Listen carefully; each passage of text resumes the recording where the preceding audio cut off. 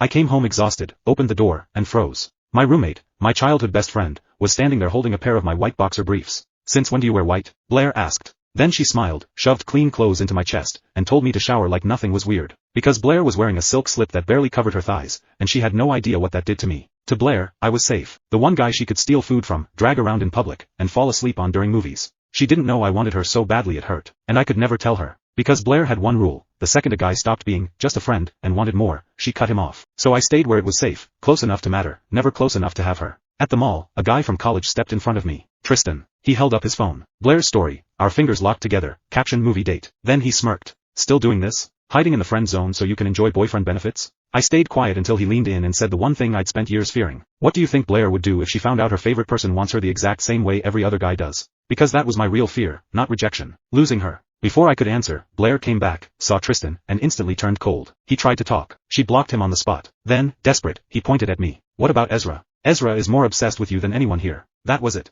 My secret, dragged into daylight. I couldn't even deny it. But Blair just stepped closer, wrapped an arm around my waist, and said, "Obviously he likes me. Ezra is my favorite person in the world." Tristan stopped looking jealous and started looking sorry for me. That was when I realized the truth. Other men didn't think I was lucky. They thought I was pathetic, the one man closest to Blair, yet still completely outside the line. So after the movie, I finally asked, "When people think we're together, why don't you correct them?" Blair frowned. "Because I don't care what they think." "That's not the point," I said. "You act like we're basically together. Don't you get that ruins my chances of having a real relationship?" Then she asked, "You want a girlfriend?" Instead of lying, I said yes. That was when Blair changed. She started watching me like I might disappear. Trashed every woman who came near me. Started doing more around the apartment. Then one night, she knelt in front of me to untie my shoes. I caught her chin. "Enough. What are you doing?" Her eyes didn't move. "Taking care of you. Clearly not well enough if you're looking for another girl." Then she said something that almost destroyed me. "My company is stable now. I can take care of everything. If you burn out, quit. We can leave the city, live by the ocean, get a dog. So why do you need a girlfriend? Whatever she can do, I can do." There was just one problem.